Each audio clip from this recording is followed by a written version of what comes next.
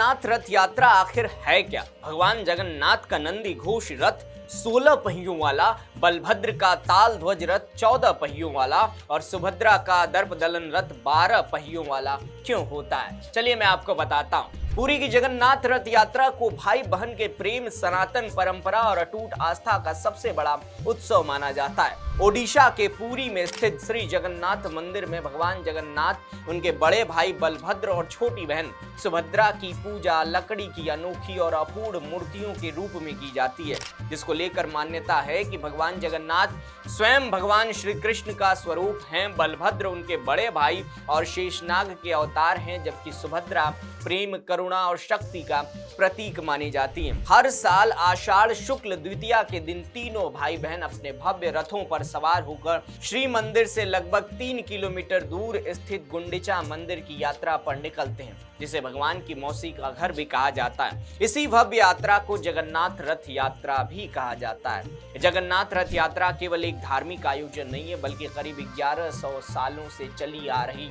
जीवंत परंपरा है। हालांकि इसकी शुरुआत का कोई एक निश्चित ऐतिहासिक रिकॉर्ड उपलब्ध नहीं है, लेकिन कई प्रमाण बताते हैं कि यह परंपरा लगभग 10वीं शताब्दी से चली आ रही है। साल 1859 में प्रकाशित उड़िया कवि बिसारी पटनायक की पुस्तक रथ चक्र में भी इसका उल्लेख मिलता है। कई इतिहासकारों का मानना है कि सोमवंशी शासक राजा ययाति प्रथम के शासनकाल यानी 922 से 955 ईस्वी के बीच भी यह रथ यात्रा निकाली जाती थी। लेकिन रथ यात्रा की कहानी इतिहास से कहीं ज्यादा रोचक और आध्यात्मिक है। धार्मिक मान्यताओं के अनुसार मालवा के राजा इंद्रद्युम्न भगवान विष्णु के परम भक्त थे। उन्होंने अपने राज पुरोहित विद्यापति को भगवान नील माधव की खोज के लिए भेजा।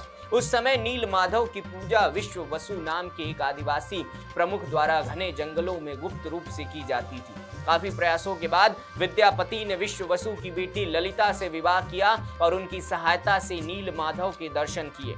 जब राजा इंद्रद्युम्न स्वयं वहां पहुंचे तो भगवान नील माधव अदृश्य हो चुके थे।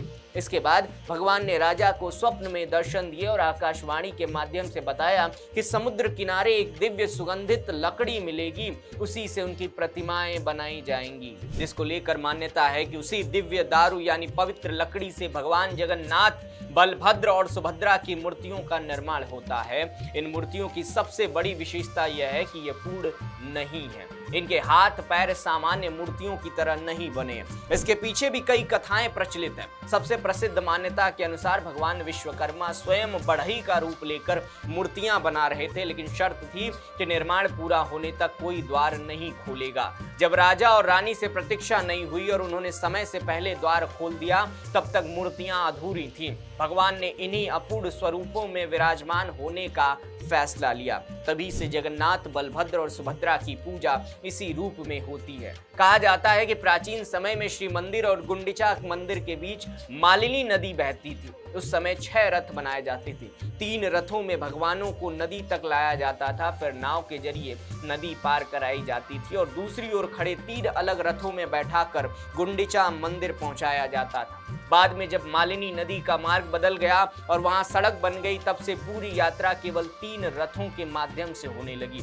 अब बात करते हैं उन 3 दिव्य रथों की, जिन्हें देखने के लिए पूरी दुनिया से श्रद्धालु पूरी पहुंचते हैं। सबसे पहले भगवान जगन्नाथ का रथ, जिसे नंदी घोष कहा जाता है, यह सबसे विशाल रथ होता है और इसमें 16 पहिए होते हैं। धार्मिक मान्यता के अनुसार ये 16 पहिए भगवान की षोडश कलाओं यानी पूर्णता और दिव्यता के प्रतीक हैं, जो संदेश देते हैं कि भगवान हर गुण और हर शक्ति से पूर्ण है। इस रथ की ऊंचाई लगभग 45 फीट होती है और इसे हर वर्ष नए सिरे से विशेष लकड़ी से तैयार किया जाता है। इसके बाद आता है भगवान बलभद्र का ताल ध्वज रथ, जिसमें 14 पहिए होते हैं। यह रथ यात्रा में सबसे आगे चलता है। इन 14 पहियों को हिंदू धर्म की 14 विद्याएं, 14 लोकों और ज्ञान की संपूर्णता का प्रतीक माना जाता है। बलभद्र शक्ति, धर्म और संरक्षण के प्रतीक हैं, इसलिए उनका रथ सबसे आगे मार्गदर्शन करता हुआ चलता है। तीसरा रथ देवी सुभद्रा का होता है, जिसे दर्पदलन या देवदलन कहा जाता है। इसमें 12 पहिए होते हैं। धार्मिक मान्यताओं के अनुसार ये 12 आदित्य वर्ष के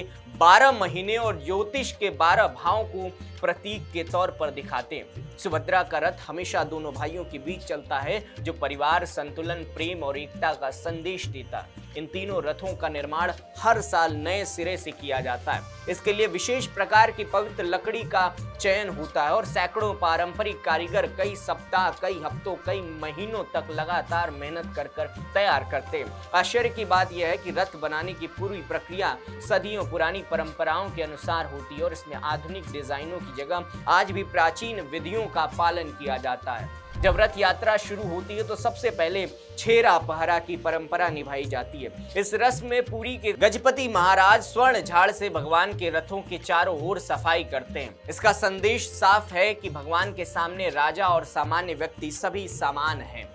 यही परंपरा सनातन धर्म में सेवा, विनम्रता और समर्पण का सबसे बड़ा उदाहरण मानी जाती है। इसके बाद लाखों श्रद्धालु मोटी रस्सियों से इन रथों को खींचते हैं। मान्यता है कि भगवान के रथ की रस्सी खींचना अत्यंत शुभ और पुण्यदायक होता है। ऐसा करने से व्यक्ति के जीवन के कष्ट दूर होते हैं और भगवान की विशेष कृपा प्राप्त होती है। यही कारण है कि हर साल देश विदेश से लाखों श्रद्धालु पुरी पहुंचते हैं और भगवान के रथ को खींचने का सौभाग्य प्राप्त करने की कोशिश करते हैं। रथ यात्रा के दौरान भगवान जगन्नाथ, बलभद्र और सुभद्रा गुंडीचा मंदिर में 7 दिन तक विश्राम करते हैं। कई मान्यताओं के अनुसार यही स्थान भगवान का जन्म स्थान भी माना जाता है। 7 दिन बाद तीनों भाई बहन वापस श्री मंदिर लौटते हैं। इस वापसी यात्रा को बहुधा यात्रा भी कहा जाता है, जिसका भी उतना ही धार्मिक महत्व है।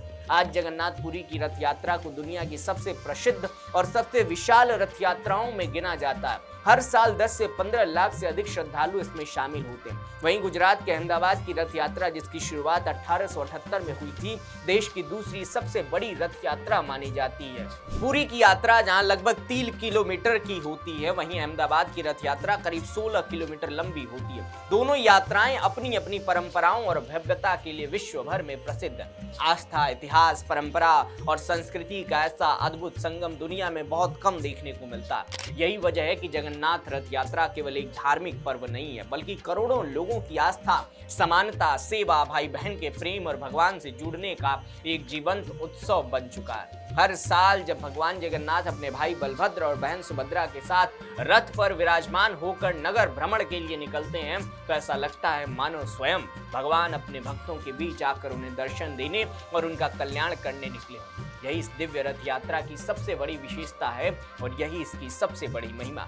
वैसे आप जगन्नाथ रथ यात्रा के बारे में क्या सोचते हैं? और अगर ये वीडियो पसंद आई हो तो इसे शेयर जरूर करिएगा। ऐसी तमाम किस्सों, कहानियों के लिए राष्ट्रवाणी को सब्सक्राइब जरूर करिए। नमस्कार।